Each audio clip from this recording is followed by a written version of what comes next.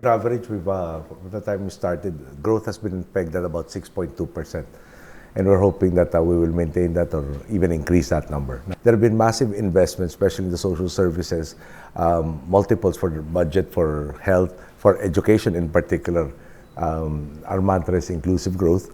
The only way to be able to achieve inclusive growth if we invest in the human capital, which we think is the greatest single resource. There's still tumult in the global economic sphere. The question of refugees is also at the forefront of everybody's mind. Stability, terrorism, pandemics.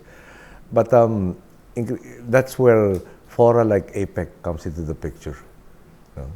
A platform where we can really concentrate on synergies and complementarities between the various economies, leading to positive changes in each of our individual societies. Whereas absent that fora, you will all be relegated to parochial concerns. You now have a venue that you can actually see commonality of problems and a lot of times synergies between solutions proposed so that everybody takes care of their parochial concerns while expanding their own capabilities to do so by growing their own respective economies.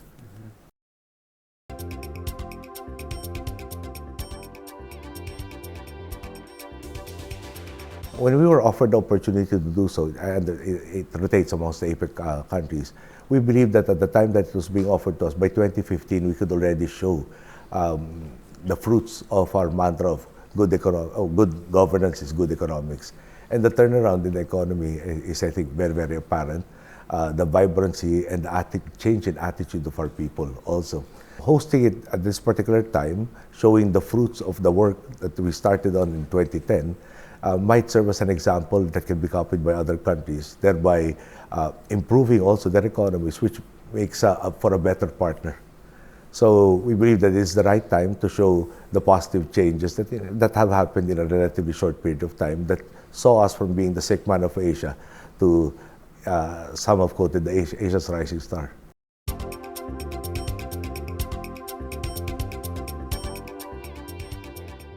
The threat of global climate change is more pronounced now, it's more evident now.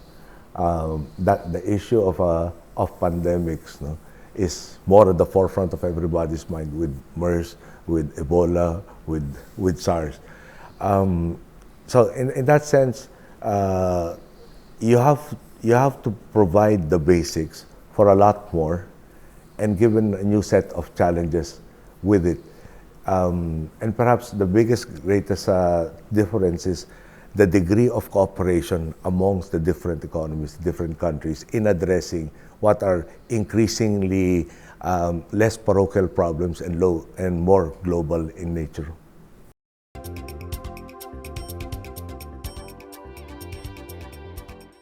One has to remember the Doha round of negotiations and the lack of an agreement on the Doha round negotiations. One would want a global agreement.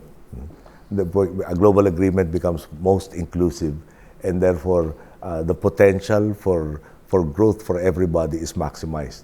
So, absent that, then we have to participate in all of these regional trade agreements for obvious benefits. The increase in the market size, access to commodities, services, technology, etc. With the conviction that all of these have to be inclusive rather than exclusive. So the more inclusive it becomes, driving to make it more inclusive should be a priority for every country.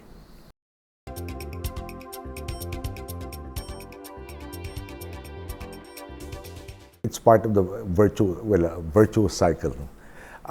If more and more of your constituents or your people are on the sidelines, cannot participate because they lack the necessary skills to do so, then they are more and more, how should I put it, disillusioned with the system, not connected with society at all, breeds instability, increases disparity in income levels, so on and so forth. Inclusive growth leads to stability within the system and continued growth. So the mantra is nobody should really be left behind. And that's where we are focusing and trying to do the holistic approach from education, health, food security, resistance to, better ability to resist climate change, building back communities better, and a whole set of other activities and programs that we have instituted.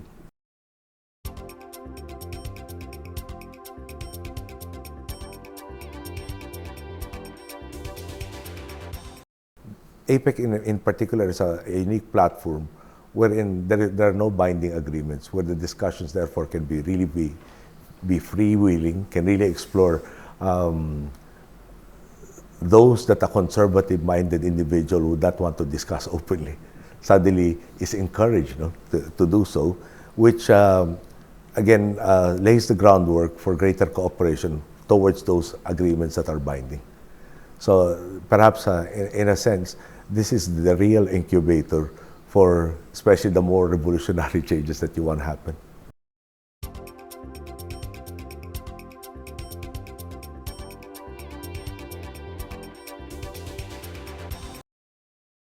Inclusivity of growth is already on the agenda. The Boracay Initiative and the Iloilo Initiative concentrating on the growth of the MSMEs, which is the bulk of economic activity originates from this particular sector, 90s, high 90s. And if there is no focus on how to grow this particular segment, then obviously growth for the global economy is limited.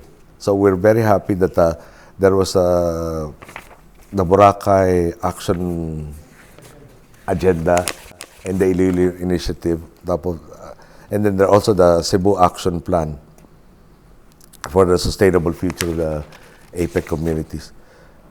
Then, of course, once the leaders are here, then we encapsulate all of the discussions that have happened in these 200 or so events, and we come up to a realization of the aspirations that each member economy has already expressed throughout these 200 events.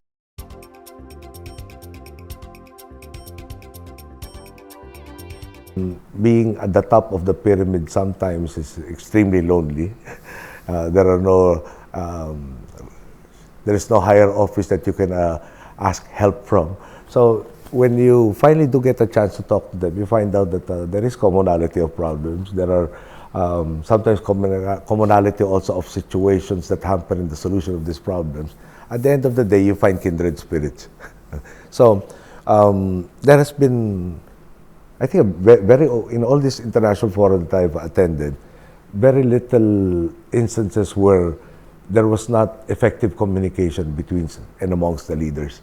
And that paved the way for more rapid action towards the common needs and wants, or the meeting of these needs and wants. So at the end of the day, I find that it is with developing the relationship, maturing the relationship amongst all of these leaders, and especially changing from the onset of we have problems in our country, parochial, suddenly seeing it as there are perhaps a little difference in detail, but generally problems besetting one sector of humanity are also problems affecting the other sectors of humanity. The recognition of the commonality of problems leads to greater cooperation in trying to come up with a better solution that flows or proceeds from greater cooperation with each other. This opportunity wherein our focus is to concentrate not on disputes, not on issues that might divide us, but rather how do we actually get to the point to help each other to address this nagging concern common to all of us. So skills that we have, skills that you have, present complementary skill sets that can be used to both of our advantages. So in the 2 days so that I'll be meeting with all of these leaders, we will try to move that agenda towards making the C portion of APEC even more apparent to everybody. And at the end of the day, hopefully in addressing all of the concerns, all the problems and the issues, perhaps the world leaders will agree to see solving problems is also more fun in the Philippines.